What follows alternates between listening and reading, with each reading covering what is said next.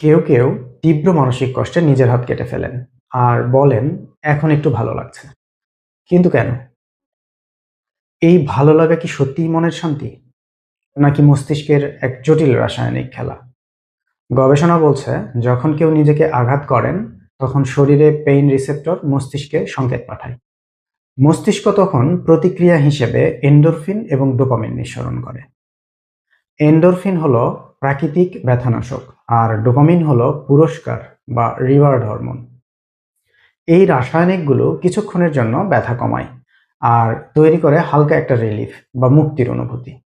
তাই অনেকেই মনে করেন আমি শান্তি পেলাম, কিন্তু বাস্তবে এটা শান্তি নয়।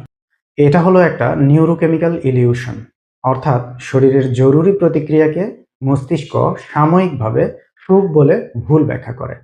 এখন প্রশ্ন, এই একই পরিমাণ ডোপামিন ক্ষরণ কি নিজের ক্ষতি না করেও সম্ভব? উত্তর হলো হ্যাঁ। গবেষণায় দেখা গেছে, আমরা যখন দৌড়াই, মাইন্ডফুলনেস প্র্যাকটিস করি, ঠান্ডা পানিতে মুখ ধুই, গান শুনি বা ছবি আঁকি, তখনও মস্তিষ্কের একই রিওয়ার্ড সিস্টেম সক্রিয় হয়। ফলাফল একই ডোপামিন, কিন্তু এবার ক্ষতি ছাড়া, স্বাস্থ্যকর উপায়ে। এই কারণেই আধুনিক থেরাপিগুলো, যেমন ডায়ালেকটিক্যাল বিহেভিয়ার থেরাপি ডিবিটি বা মাইন্ডফুলনেস বেসড থেরাপি, মানুষকে শেখায় কিভাবে নিজের কষ্টে সেলফ হার্ম না করে তা ম্যানেজ করা যায়।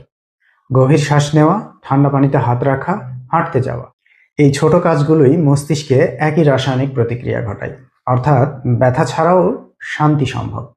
মনে রাখবেন, ব্যথা দিয়ে নয়, বোঝাপড়া দিয়েই আসে মুক্তি। আপনার মস্তিষ্ক কষ্ট থেকে পালাতে চায় না, সে শুধু মুক্তির পথ খোঁজে। সেই পথ যদি আপনি বদলান, তাহলে শান্তির প্রক্রিয়াও বদলে যাবে। আমি মোহাম্মদ হাসান আল ফারাবী হিমেল, একজন প্রফেশনাল সাইকোলজিস্ট। দেখা হবে অন্য কোনো মানসিক স্বাস্থ্য সচেতনতার বিষয় নিয়ে। সুস্থ থাকুন, সচেতন থাকুন, মনের যত্ন নিন।